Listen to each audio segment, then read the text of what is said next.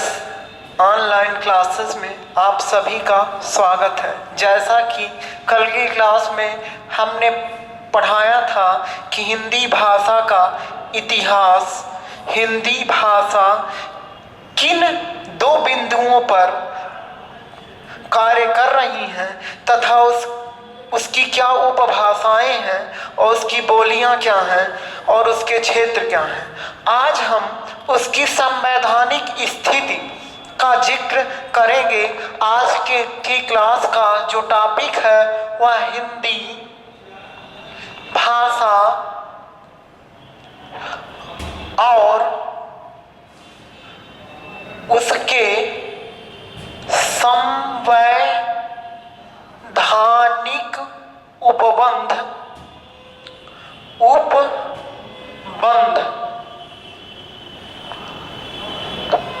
इसका जिक्र करने से पहले हेनरी स्वीट ने एक परिभाषा दी है कि ध्वन्यात्मक शब्दों से विचारों की अभिव्यक्ति ही भाषा है। जाहिर सी बात है कि भाषा का जो क्षेत्र है, जो उसकी पैठ है, उनमें दृष्टिगत अंतर है, समयगत अंतर है। साथ ही साथ अंग्रेजों के शासन में जब भाषा के प्रति एक विद्वेष पैदा हुआ, अंग्रेजों के प्रति एक विद्वेष पैदा हुआ, तो जाहिर सी बात है कि अंग्रेजी भाषा के प्रति भी भारतीयों में विद्वेष पैदा हो गया। और भारतीय स्वतंत्रता आंदोलन का एक लंबा समय इस बात को तय करने में लगा रहा कि हमारी जो भाषा है, जो अभिव्यक्ति का माध्यम है, उसको हम सर्वमान्य रूप से किस भाषा में स्वीकार करें। तो इस संदर्भ में सबसे बड़ा योगदान महात्मा गांधी का है, जिन्होंने विभिन्न कार्यक्रमों में, विभिन्न संस्थानों के सभापतित्व में उन्होंने हिंदी का प्रचार प्रसार किया। अर्थात हम इसके भाग 2 में देखेंगे कि हिंदी भाषा की स्थिति क्या है। आप सभी जानते हैं कि हिंदी राष्ट्रभाषा, राजभाषा और संपर्की भाषा तथा मातृभाषा है। जाहिर सी बात है कि राष्ट्रभाषा, राजभाषा, मातृभाषा में जो द्वंद्व चला, उस द्वंद्व के केंद्र में स्वतंत्रता आंदोलन था। स्वतंत्रता आंदोलन की स्वीकारोक्ति हम किन भाषाओं में करें, इसका सीधा तात्पर्य है कि भारतीय समाज जो बिखरा था, उसको एकजुट करने के लिए कौन सी ऐसी भाषा हो जिससे भारतीय आंदोलन प्रभावशाली रूप से पूरे संपूर्ण भारत में फैल सके। इसके लिए मंथन का दौर शुरू हुआ और उस मंथन की शुरुआत गांधी जी ने अपने एक गुजरात शिक्षा परिषद 1917 में के कार्यक्रम से की। उन्होंने पहली बार हिंदी को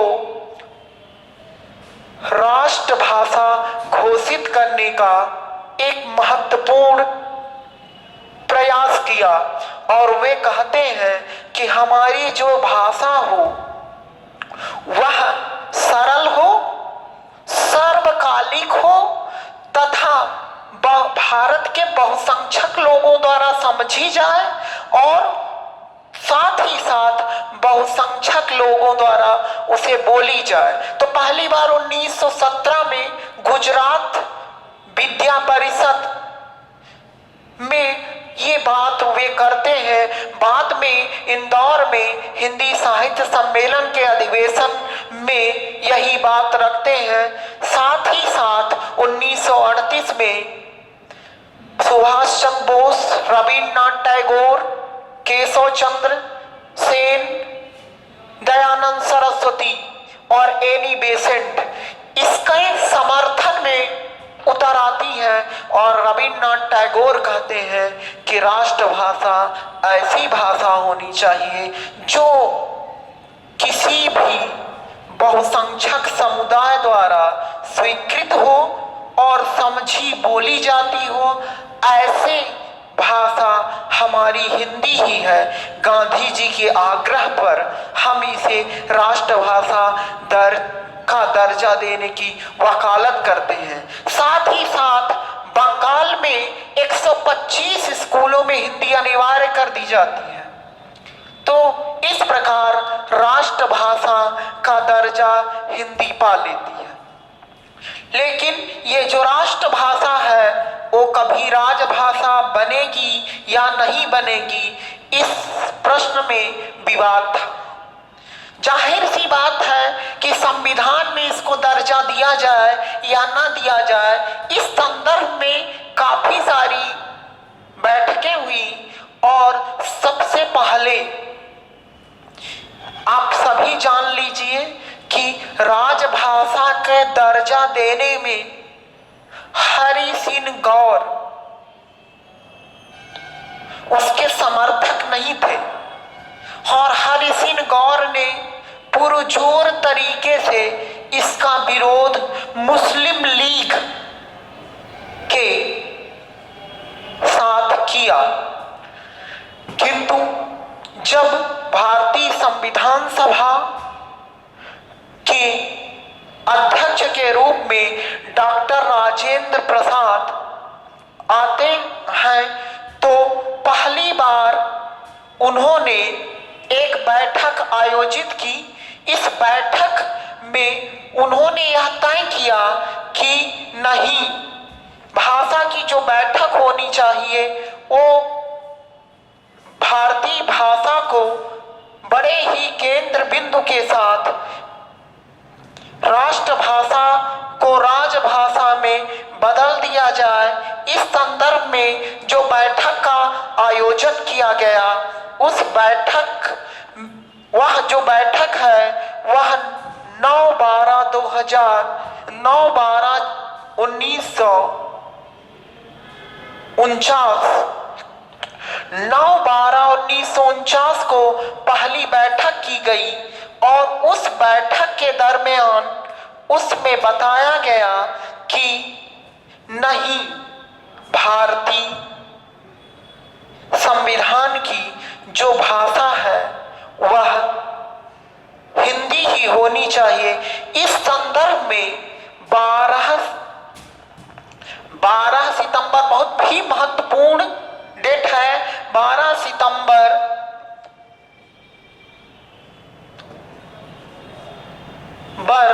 1949 से 14 सितंबर 1949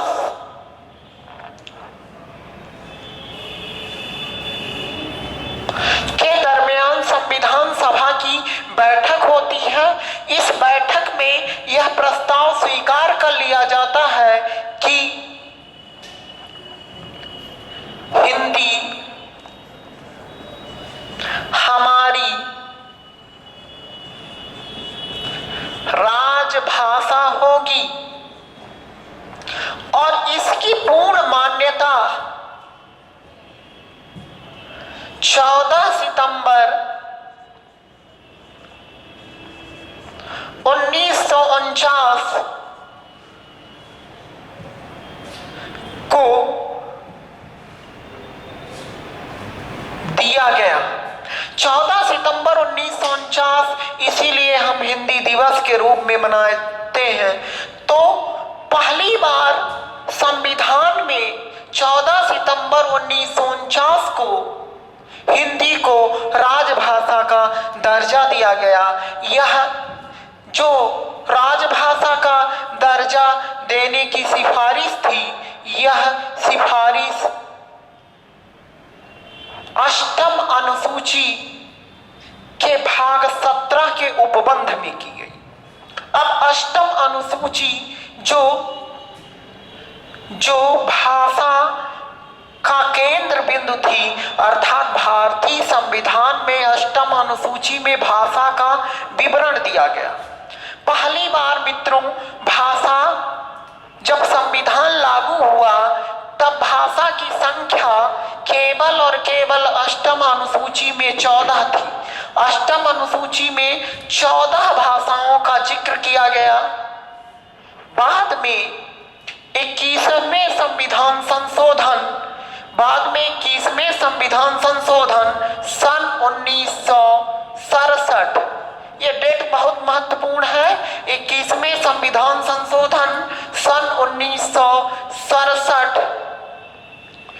को सिंधी भाषा को जोड़ दिया गया और तब भाषा की संख्या 8वीं अनुसूची में कितनी हो गई मित्रों? 15। लेकिन समय के परिवर्तन के साथ भाषा का विकास शुरू हुआ। इस दरमियान 21वें संविधान संशोधन के अतिरिक्त 71वां संविधान संशोधन आया जो 1992 में हुआ। इसमें 3 भाषा, जिसे संक्षेप में हम कह सकते हैं नेमको, ध्यान रखिएगा मित्रों, संक्षेप में हम कहेंगे नेमको। अब नेमको का फुल फॉर्म देखें तो नेपाली, मणिपुरी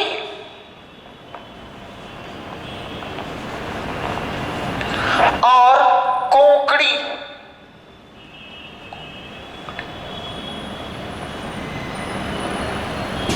ये 3 भाषा और आ गई 71वें संविधान संशोधन में। तो 8वीं अनुसूची में भाषा की संख्या कितनी हो गई? 18। लेकिन 2003 में 92वें संविधान संशोधन में 4 अन्य भाषाओं को जोड़ दिया गया और तब यहाँ भाषा की संख्या 22 हो गई। वो 4 जो भाषा जोड़ी गई वह पहली भाषा है बोडो,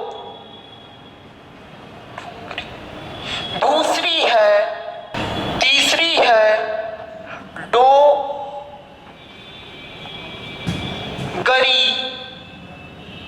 और चौथी जो है वो कौन है? मैथिली। तो इस प्रकार से 22 भाषाएं हुई।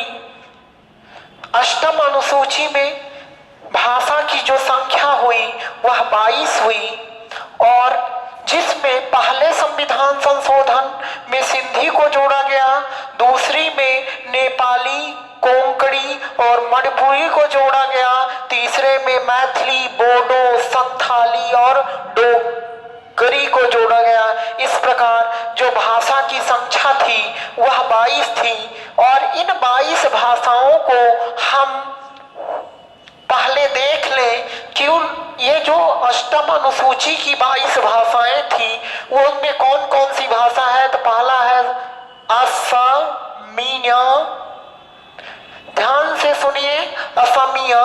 दूसरा है मणिपुरी, तीसरा है बांग्ला, चौथा है बोडो, 5वां है डोगरी, 6ठा है गुजराती,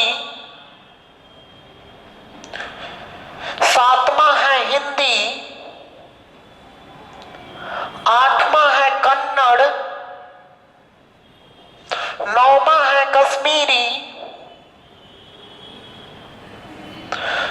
10वां है कोंकणी,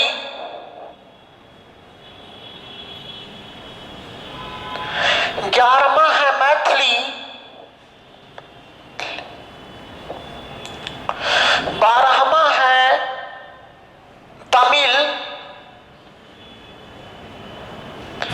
13वां है तेलुगु, 14वां है उर्दू, 15वां है सिंधी, 16वां है संथाली, 17वां है संस्कृत,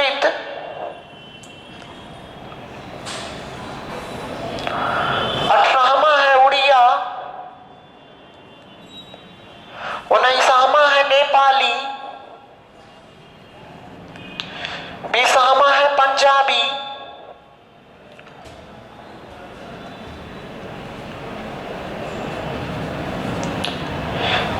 इक्कीसवां है मराठी और 22वां और अंतिम भाषा है मलयालम। इस प्रकार ये जो 22 भाषाएं हैं वो हमारे संविधान के 8वीं अनुसूची में, और संविधान के 8वीं अनुसूची में होने का मतलब है कि तमाम राष्ट्रीय परीक्षाएं, वो चाहे यूपीएससी की हो, चाहे नीट हो, सभी के प्रश्न पत्र इन सभी भाषाओं में प्रकाशित होंगे। तो ये पहला भाग था संविधान के उपबंध का। अब ध्यान रखिएगा मित्रों कि ये जो हमारी हिंदी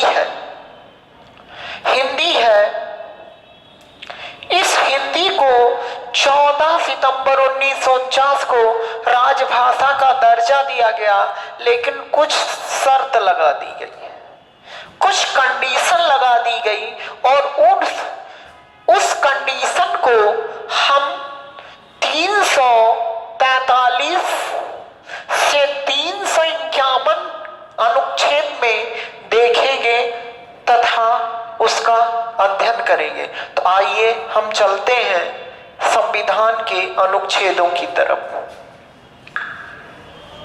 जैसा कि आपको विदित है कि भारत कई वर्षों तक, कई 100 वर्षों तक अंग्रेजों का गुलाम था। स्वतंत्रता आंदोलन के लिए विभिन्न संघर्ष हो रहे थे, और जब स्वतंत्रता आंदोलन के लिए संघर्ष हो रहे थे तो विभिन्न नेताओं के अपने अपने स्वार्थ थे। कुछ नेता हिंदी का आज भी विरोध कर रहे हैं, अर्थात हिंदी का जो संवैधानिक उपबंध है, हिंदी को जो महत्व मिलना चाहिए वो आज भी नहीं है। और यह संविधान की अनुच्छेद में वर्णित नियमों के आधार पर ही है। तो जो इस प्रकार है, तो पहला जो अमेंडमेंट है हिंदी का वह 343 है। 343 में कहा गया कि संघ की जो भाषा होगी वह हिंदी होगी। संघ की भाषा क्या होगी? हिंदी होगी। और संघ की भाषा जब हिंदी होगी तो जाहिर सी बात है कि यह हिंदी क्या होगी? हिंदी होगी। और इसके अंक जो है वो अंतर्राष्ट्रीय होंगे, और साथ ही साथ जो इसकी लिपि होगी वह देवनागरी होगी। तो मित्रों, आपने पहले अनुच्छेद को देखा कि कैसे संघ की भाषा को हम देवनागरी लिपि में अर्जित करते हैं, और देवनागरी लिपि के अर्जन के बाद कैसे करके हमें हिंदी को अपना महत्व देना है। पर उसी के अनुच्छेद में कहा गया कि 15 साल तक अंग्रेजी अनवरत चलती जाएगी, और इस दरमियान 5 साल में राष्ट्रपति एक कमेटी गठित करेंगे। वह 10 वर्ष बाद अपनी रिपोर्ट प्रस्तुत करेगी, और रिपोर्ट प्रस्तुत करने के बाद उस पर विचार किया जाएगा। तो 343 को 2 भागों में विभक्त किया गया।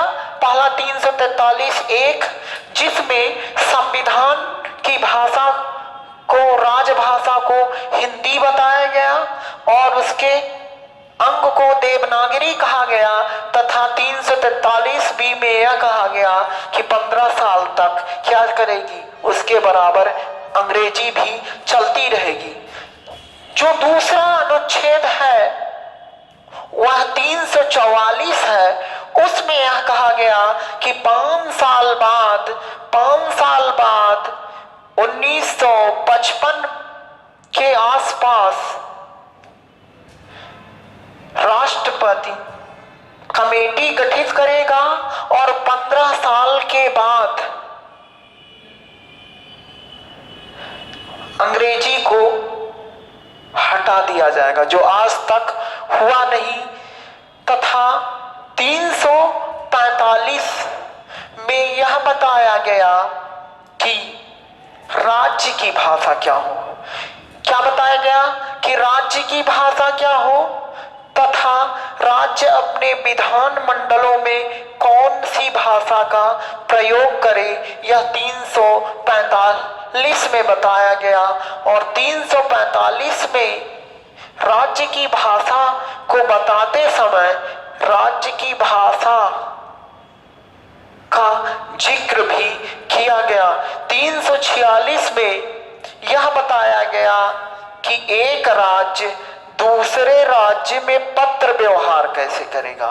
346 में यह बताया गया कि एक राज्य दूसरे राज्य में पत्र व्यवहार कैसे करेगा, अर्थात जो पत्र व्यवहार का क्रम होगा प्रशासनिक स्तर पर एक राज्य दूसरे राज्य को कैसे पत्र लिखेगा, यह 346 में बताया गया।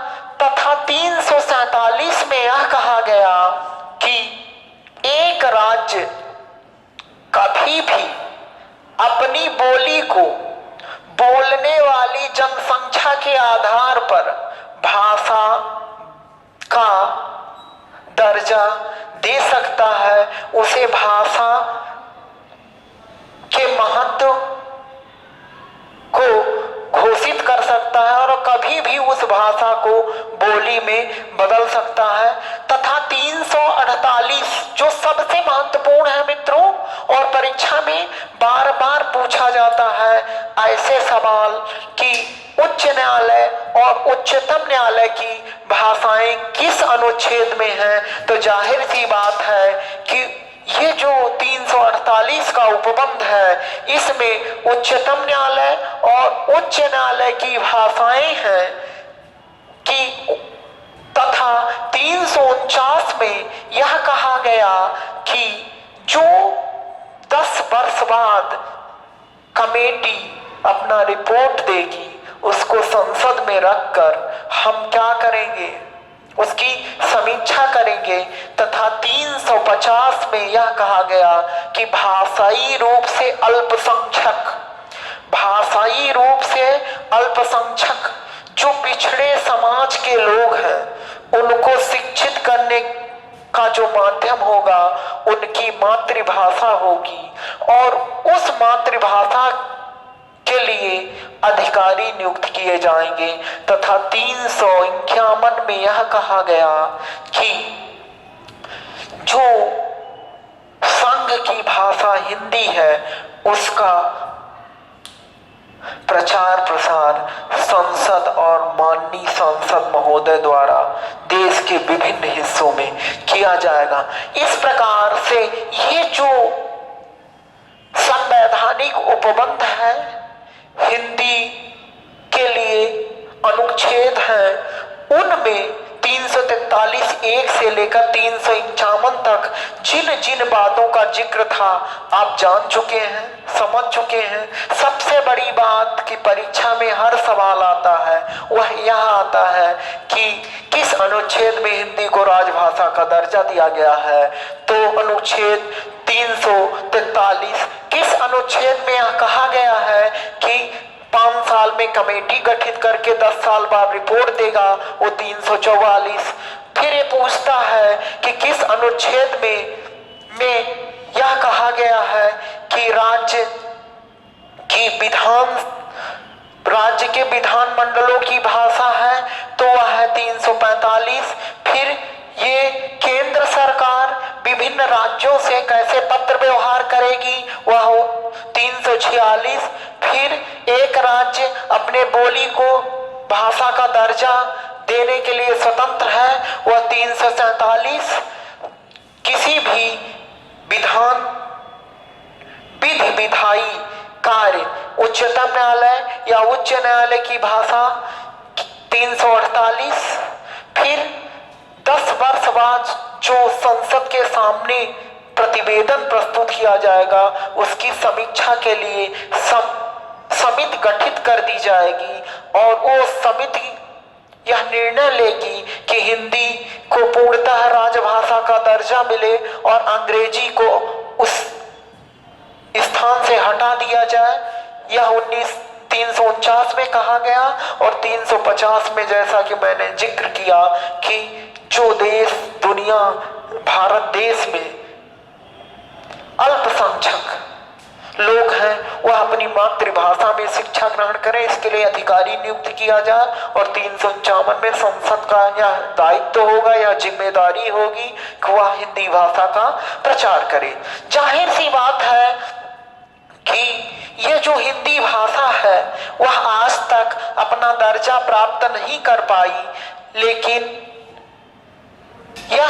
यह भी बात सही है कि उसको दर्जा दिलाने में भारतीयों ने कोई विशेष प्रयत्न नहीं किया और जब विशेष प्रयत्न नहीं किया तो आज तक यह संभव न हो पाया। मित्रों, एक बात और है कि यह जो 14 सितंबर 1949 को हिंदी को राजभाषा का दर्जा दिया गया, यह किसके अनुसार दिया गया? मुंशी आयंगर की सिफारिश के अनुसार दिया गया, अर्थात इनकी सिफारिश को हमारे संविधान सभा ने 14 सितंबर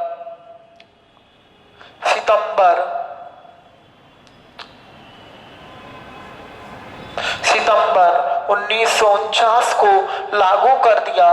तो बहुत बड़ा सवाल आता है कि किसकी सिफारिश के आधार पर? तो मुंशी आयंगर की सिफारिश के आधार पर इसको लागू कर दिया गया। अब देखिए, जो ये संवैधानिक स्थिति बनी उसमें विभिन्न संशोधनों के दरमियान हिंदी को नए मुकाम तक पहुंचाने का प्रयास किया गया। साथ ही साथ यह भी बताया गया कि हिंदी किस प्रकार से भारतीय संसद द्वारा प्रचारित और प्रसारित हो रही। जैसा कि संविधान में वर्णित था कि 5 वर्ष बाद एक कमेटी गठित होगी और वह कमेटी 10 वर्ष बाद रिपोर्ट प्रस्तुत करेगी। ठीक ऐसा ही हुआ 1955 में। 1955, ध्यान रखिएगा, 1955 में बाल गंगाधर खरे की अध्यक्षता में बाल गंगाधर खरे की अध्यक्षता में राजभाषा आयोग का गठन किया गया और यह कहा गया कि यह 10 वर्ष बाद अपना प्रतिवेदन प्रस्तुत करें और बताए कि कैसे हम हिंदी को राजभाषा का दर्जा देंगे। विभिन्न उपबंध, विभिन्न संविधान संशोधन होते गए। फिर अगली अध्यक्षता गोविंद बल्लभ पंत ने की, जिसमें 20 लोकसभा के सांसद, 10 राज्यसभा के सांसद थे। अब ध्यान रखिएगा, इसका जब गठन किया गया तो इसमें 21 सदस्य थे। कितने थे? 21 सदस्य थे।